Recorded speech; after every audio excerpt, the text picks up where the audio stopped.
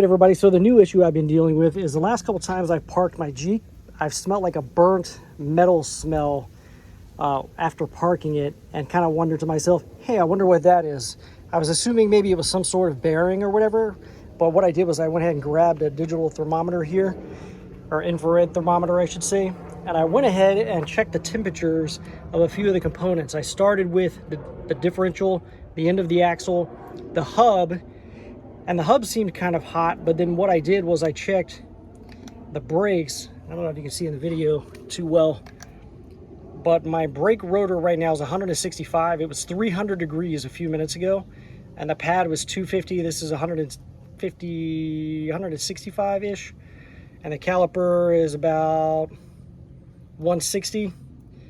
So everything seems to be about 160 right now. It was about 300 a few minutes ago, maybe about 5 to 10 minutes after I parked the Jeep.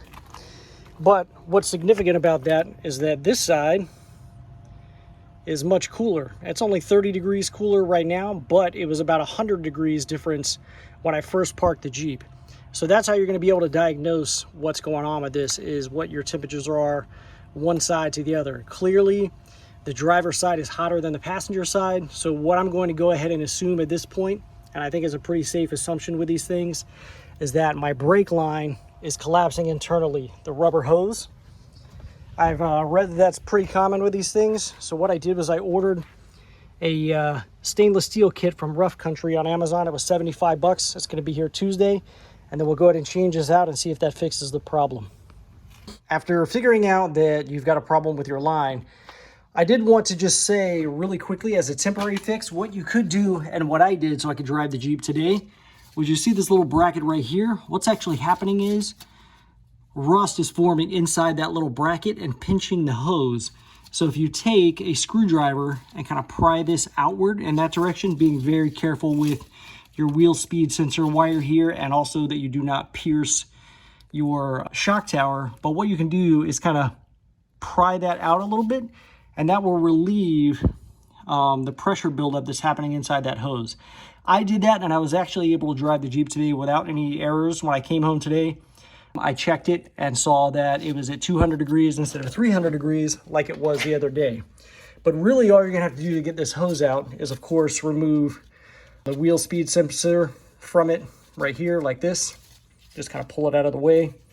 There are clips actually all along that holding it. You can see there's some more back there, right in that area. Then you're just going to loosen this bolt, which it looks like somebody's actually changed this hose before. So this will be the second time this is happening on this Jeep with 170,000 miles. And then disconnect it from the back of the caliper, which is actually right here. You can see where the hose comes around and has the banjo bolt, as it's called, right there. So let's get to it. Pretty straightforward process, it looks like.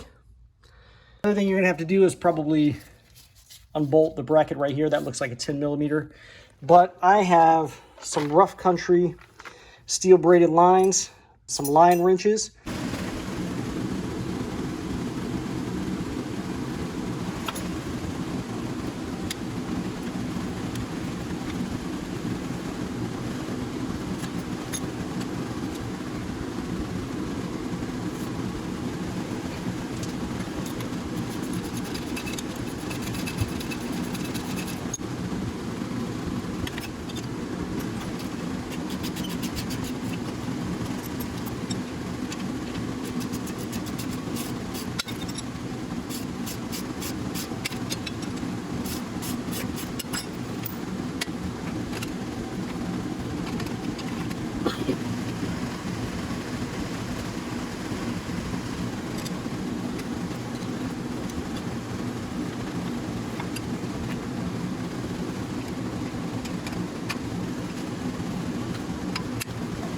Okay, now before you disconnect your lines, make sure you have a catch pan to catch your fluid that's going to come out, because you're going to have fluid come out over here at your banjo bolt and also over here at this connection. So got a little line flare wrench, whatever you call these things. I'll put the link for this on Amazon down in the description. You can buy these wrenches, that vacuum kit, and the lines, everything you need on Amazon, of course, because where else are you going to buy stuff nowadays? There's also a bracket here you've got to undo. That's going to be a 10 millimeter. This was also a 10 millimeter.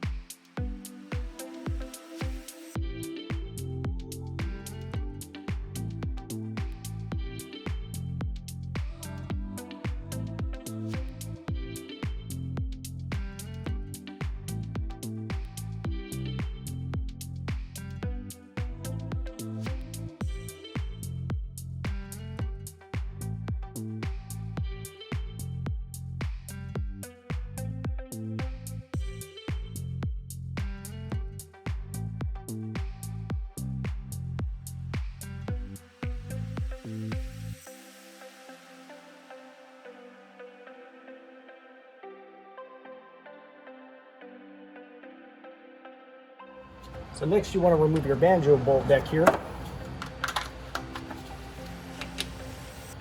It looks like it's probably going to be a 15 millimeter. Yep.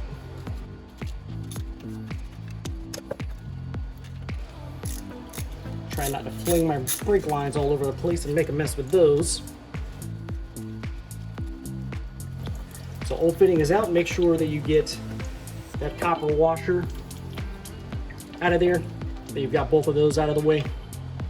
And they're both still on my old brake line here. So those are accounted for. I want to take two new copper washers, put one on one side, put one on the other side of your brake line, and then go ahead and get your banjo bolt started back in on your caliper.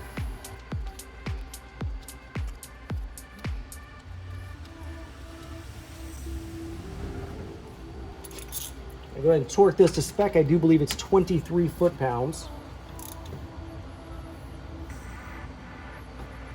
You do not want to over-tighten these. So I just snugged it up a bit. I'm going to grab my torque wrench in just a moment, make sure I've got it torqued to spec. But for now, again, I'm going to try to get all of this brake fluid off everything real quick.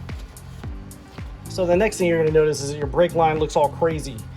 What you want to do is go ahead and give this a twist, a few twists until this kind of coils up and does not look all crazy like that.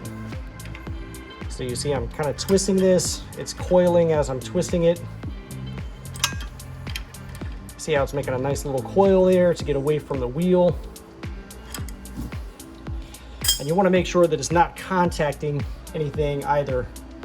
I might turn that just a little bit more so that that coil goes inward a bit away from the wheel.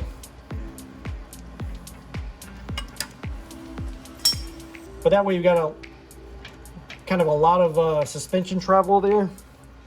But actually that may kink the way I've got it turned like that. I'm going to turn it back just a hair.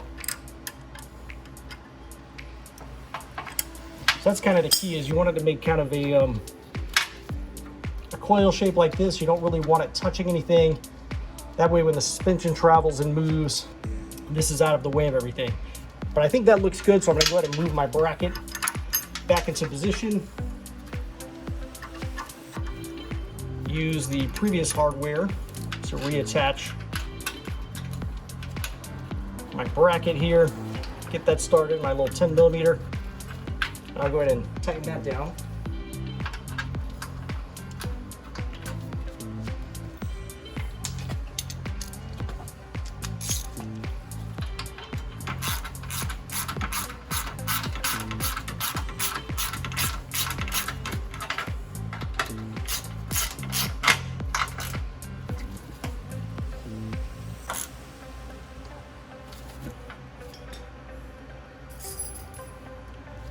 And use the supplied clip to hold this in place.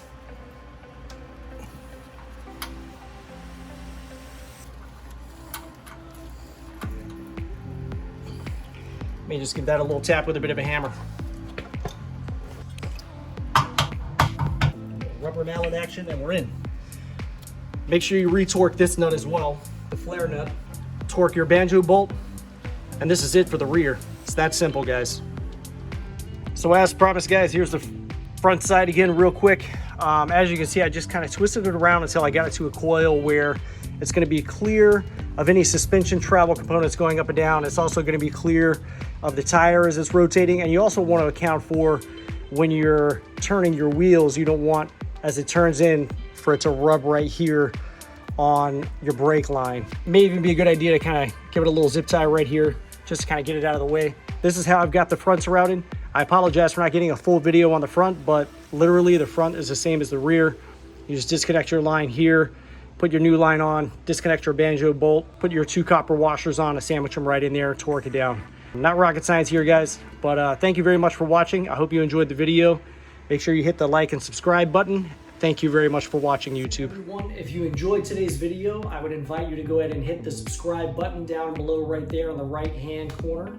And if you felt that the products in today's video is something you might like to own yourself, there's a product link right up there to the right, upper right-hand corner, or down in the description will be a product link for you to purchase the product as well. Thank you very much for watching, YouTube.